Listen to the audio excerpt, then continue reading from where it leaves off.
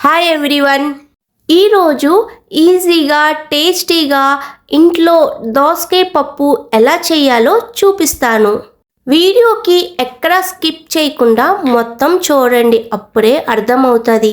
Late చేయకుండా వీడియోలోకి వెళ్ళిపోదాము. ఫస్ట్ దోసకాయ పప్పుకి ఏమేం కావాలో చూసిద్దాము. ఈ దోసకాయ పప్పు నేను 3 రకాల పప్పు కలుపుకొని చేస్తున్నాను.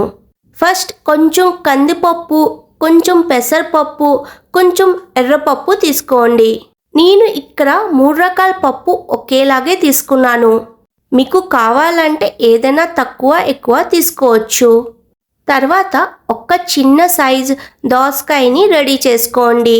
చిన్నగా కట్ చేసిన ఉల్లిపాయలు, కారం గురించి పచ్చిమిర్చి, టేస్ట్ రావాలని ఒక టొమాటో తీసుకోండి.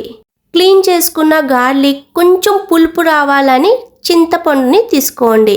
నేను ఇక్కడ దోసకాయకి తొక్కతో పాటే చిన్న ముక్కలుగా కట్ చేసుకుంటున్నాను.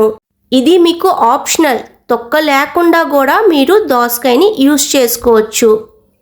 తొక్క తీసి పప్పు చేస్తే పప్పులోని ఆ దోసకాయ మొత్తం కలిసిపోతుంది. అందుకనే నేను ఇక్కడ తొక్కతో పాటే పప్పులో వేసుకొని చేస్తున్నాను. నేను ఇక్కడ దోసకాయ లోపల ఉన్న గుజ్జుని కొంచెం క్లీన్ చేసి యూస్ చేస్తున్నాను. ఇది మీకు ఆప్షనల్, గుజ్జుతో పాటు కూడా చేసుకోవచ్చు. నేను చూపించినలాగా మొత్తం కట్ చేసుకోండి. చూడండి, నేను మీడియం సైజులోని కట్ చేసుకున్నాను. మీరు ఇలాగే కట్ చేసుకోండి.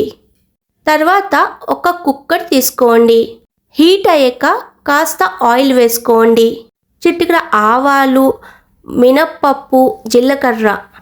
నేను ఇక్కడ కాస్త వామ్ వేస్తున్నాను, ఎందుకంటే హెల్త్కి మంచిదని.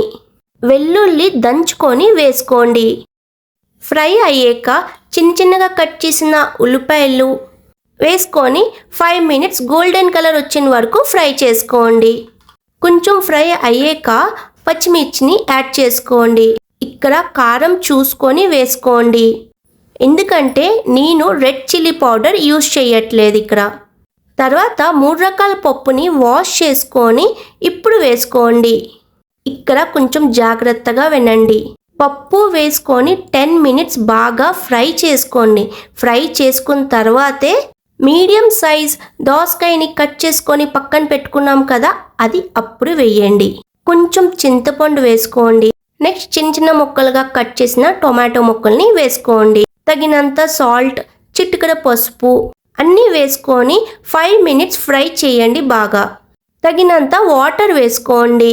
జాగ్రత్తగా వినండి, 2 to 3 విజిల్స్లోనే ఆపేయండి పప్పుని, అప్పుడే టేస్ట్గా ఉంటుంది.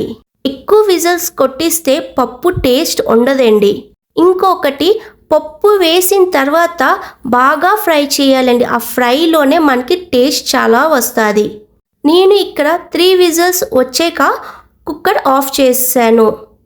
ఇప్పుడు మన ముందు వేడివేడిగా దోసకాయ పప్పు రెడీ అయిపోయింది. చూడండి ఎంత పర్ఫెక్ట్గా మన ముందు దోసకాయ పప్పు రెడీ అయ్యింది. చూసారా, దోసకాయ అస్సలు మెత్తగా కూడా అవ్వలేదు. నేను చూపించినలాగా చెప్పినలాగా ఒక్కసారి ట్రై చేయండి.